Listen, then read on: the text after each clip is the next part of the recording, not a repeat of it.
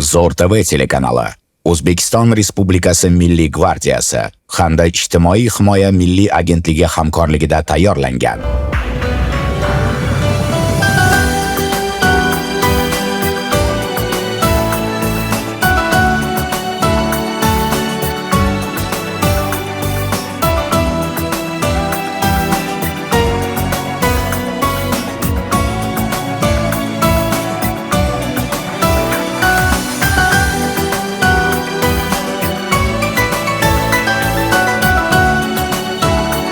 Assalomu alaykum aziz muxlislar, sog' omonmisiz? Efirda farzandim Jigarbandim ko'rsatuvi. Marhamat, tomosha qiling.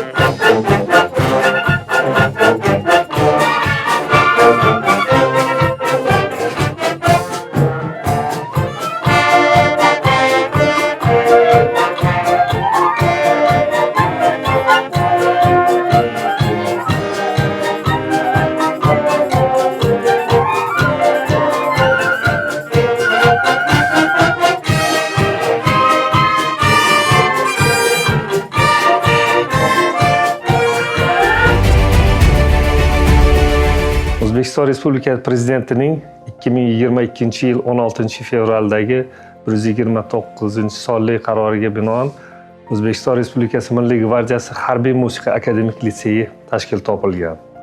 Harbiy musiqa akademik litseyimizning asosiy vazifalaridan biri qilib shu tayinlandiki, O'zbekiston Respublikasi Qurolli Kuchlar safidagi harbiy orkestr jamoalar, shuningdek boshqa orkestr va jamoalarga kadrlarni yetkazib berish bizning asosiy vazifalarimizdan bittasi etib tayinlangan.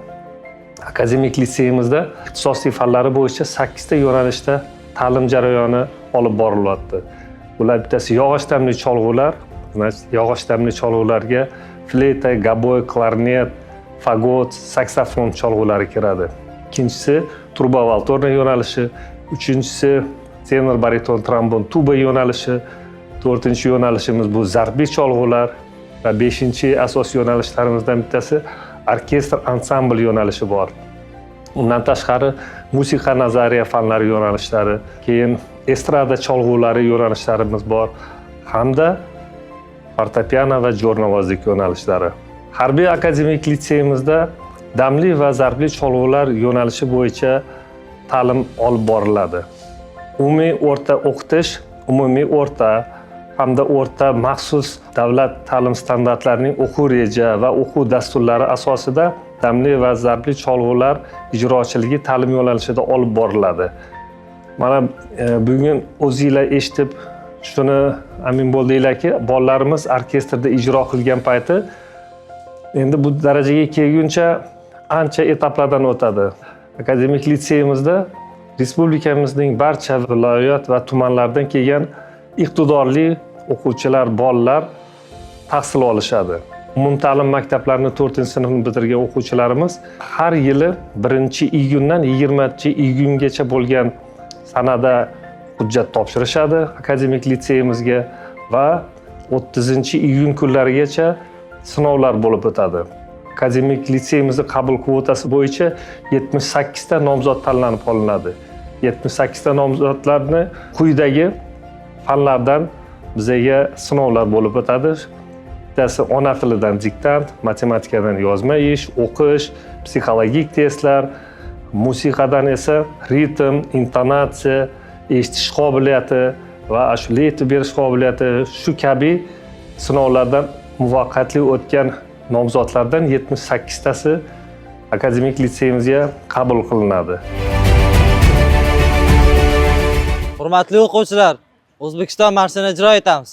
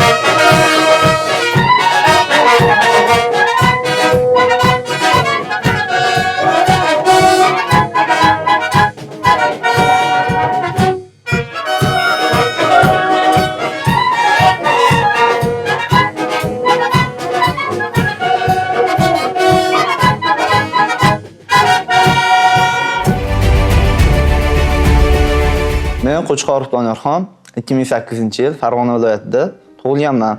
Hozirda Harbiy musiqa akademik litseyining 2-bosqichida tahsil olib kelmoqdaman. Qiziqishlarim musiqaga katta to'g'risini aytsam ko'p qiziqaman. Qiziqishimning asosiy qismi musiqada. Erishgan yutuqlarim joriy yilning noyabr oyida Qozog'istonda bo'lib o'tgan Ahmed Jubanov konkursida faxrli 3-o'rinni qo'lga kiritdim. Undan tashqari 2024-yil yosh ijrochilarda ham laureat nomiga sazovor bo'lganman. Undan tashqari san'at munchalari ko'rik tanlovlarida 3 martalab laureat bo'lganman. Bo'sh vaqtlarimda asosan musiqaning boshqa yo'nalishlarida o'zimni sinab ko'rishga harakat qilaman. Masalan, fortepiano chalaman, o'zim kuy yozishga harakat qilaman bastakorlik yo'nalishida. Shanba, yakshanba kunlari o'z dam olish kunlari sport bilan shug'ullanib turaman, asosan voleybol, futbol. Qiziqishlarim shu. Menga shu erishgan yutuqlarimda katta yordami teggan ustozim Xalikov Muhammad Ismailovich, o'zimni mutaxassislik fanimdan o'qituvchim. 7 yildan beri menga o'z ta'limini berib bormoqda. O'qitish a'lo darajada, a'lodan ham balandroq desa bo'ladi. Hamma shart-sharoitlar ta'lim olishda va boshqa joyda chiqib uni ko'rsatishda eng oliysi shu Harbiy musiqa akademik litsey. Men shu o'qish tanlashda adashmaganman deb o'ylayman o'zimni. Yotoqxonalar hammasi o'z maromiga yetkazilgan. Bizga shart-sharoitlar yaratilgan. Ovqatlanish 4 mahal, kerak bo'lsa shu uyimizdan yaxshi ovqatlanamiz bu yoqda. Oshpazlar nafaqat mazali ovqatlar, balki biz bilan yaxshi suhbatdosh ham bo'la oladi o'sha paytda. Men o'zim yoqda beriladigan osh yoqadi. Endi hamma erkakga yoqsa kerak osh. Mosh kishirasi juda shirin chiqadi. Menga bu harbiy libos juda yoqadi. Kelajakda ham iloji bo'lsa o'qishlarni bitirib harbiy orkestrlarga ishga kirmoqchiman. musiqachi kasbini tanlaganman. Konservatoriyaga o'qishga kiraman. Undan keyin harbiy orkestrda ishlab, keyinchalik o'qituvchi bo'lmoqchiman. O'zimning o'quvchilarim bo'lishini, ularni dunyoga ko'rsatish xohlayman. Vatan degani bu har bir insondir. Endi o'zini kindik qoni to'kilgan maskan. Vatan nima? Vatan onamiz, otamiz, uyimiz. Vatan hammamiz ham bo'ladi. Hamma himoya qilishi shart vatanni. Unga vatanga mos o'g'il farzand bo'lishi kerak. Biz vatanimizni rivojlantirishga hissa qo'shish kerak hamma. O'zimga jismoniy tarbiya va garmoniya fani yoqadi. Menga kerak ular. Shu uchun yoqadi. O'qituvchilar mukammal dars olib boradi. Kitob do'stmi sizga? Yo'q, kitob o'qib turasiz. Kitob bo'sh vaqtimda iloji boricha kechki payt vaqt topib o'qishga harakat qilaman va kitob do'st bo'la oladi, nutqingizni yaxshi rivojlantiradi, fikrlashingiz doirasini kengaytiradi. Ko'proq detektiv janrida kitoblar yoqadi. Mazmuni oxirida bo'ladigan kitoblar.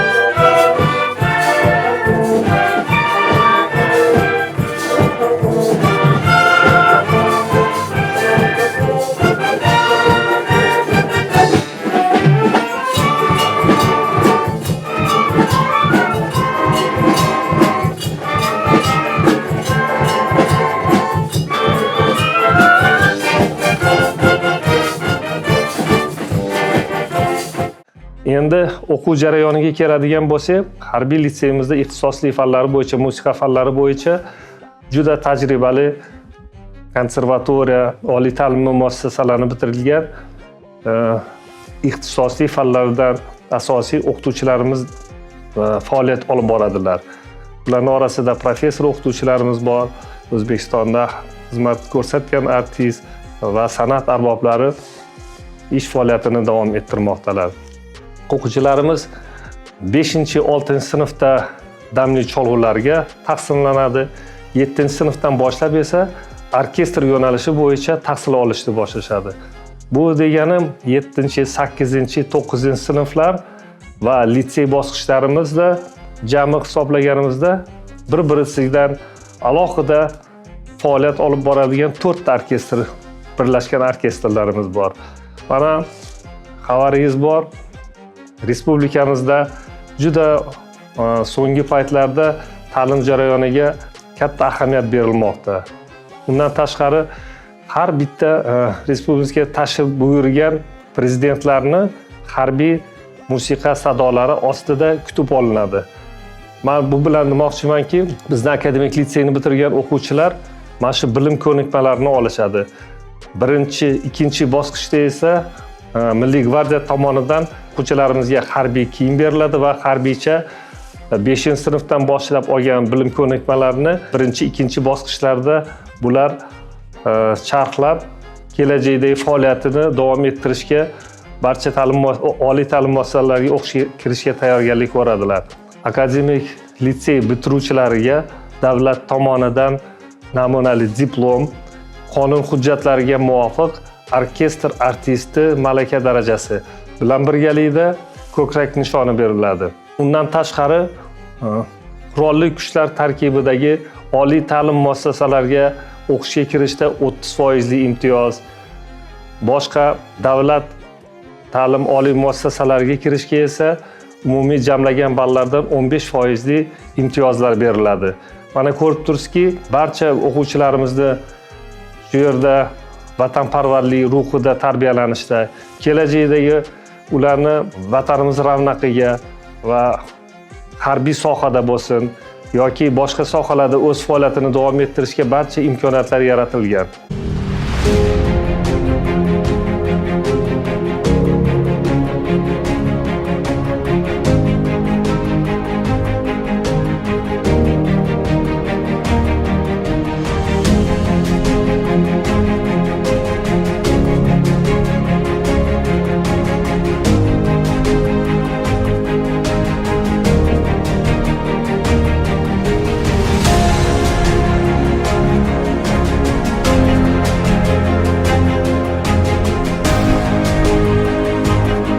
Men Jehon Zarnigor, 2010-yil 18-mart kunida tug'ilganman.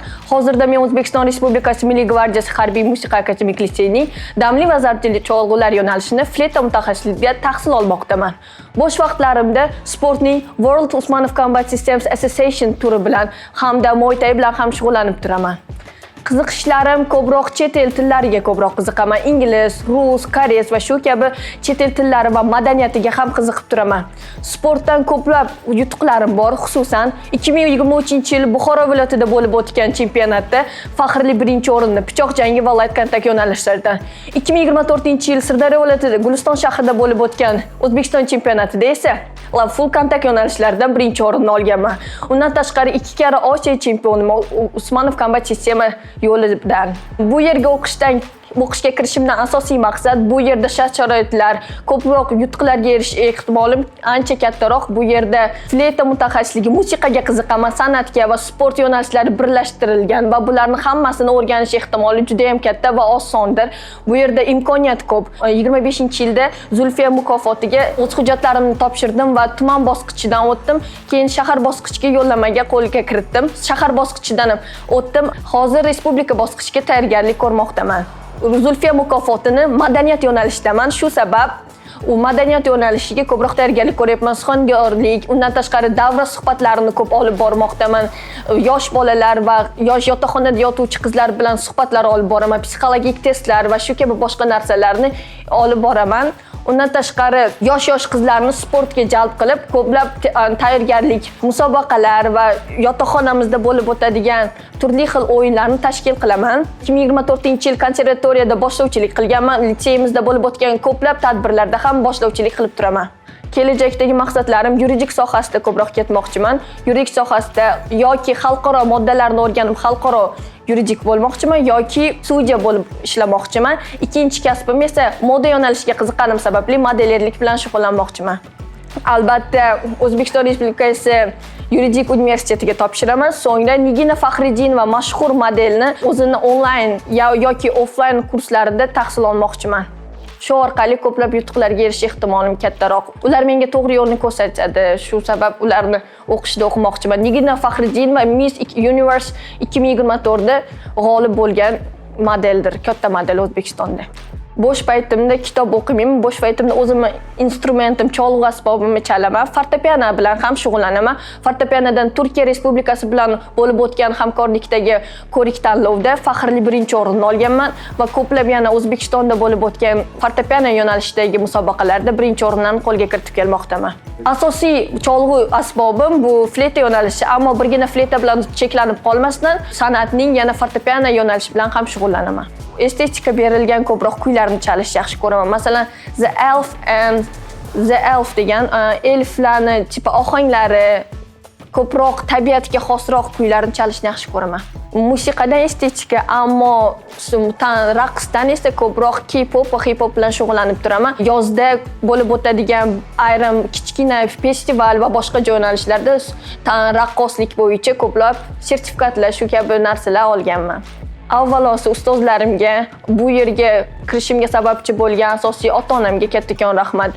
Albatta, O'zim otam, birinchi trenerim, birinchi ustozim, har tomonlama menga to'g'ri yo'lni ko'rsatgan asosiy odam bu otam hisoblanadi.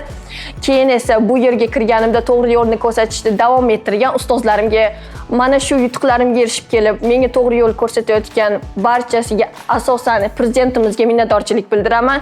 So'ngra rahbariyatga, Milliy gvardiyaga rahmat aytib qolaman. Keyin esa ustozlarim va ota-onamga ham. Vatan men uchun oddiygina qilib aytganda vatan bu oila hisoblanadi avvalosi. Onam pishirayotgan ovqat, mana shu yashayotgan yotoqxonam barchasi vatan hisoblanadi. Vatan bu avvalosi O'zbekiston Respublikasi bu meni vatanim. O'zimni qo'shnilarim, do'stlarim, sinfdoshlarim, yaqinlarim, barcha tanishlarim men uchun vatandir. O'zbekiston Respublikasida tug'ilib yashayotganimdan bag'oyatda xursandman. Bu yerda gender tenglik kuchaygani sababli ayollarga ham, erkaklarga ham shart-sharoitlar kuchli, e'tibor kuchli. Ayniqsa litseyimiz rahbariyati ayollar uchun, qizlarimiz uchun ko'plab yo'nalishlarda ko'plab sharoitlar berilgan. Albatta vatanimni juda ham yaxshi ko'raman. Shu yerda tug'ilganimga, shu yerda tug'ilib, shu yerda o'sib, shu yerda o'qiyotganimdan juda ham xursandman va bu narsalarni qaytarish uchun yaxshi o'qib, bu yana kelajak avlodlarga ham shu yo'lni ko'rsatishni xohlayman.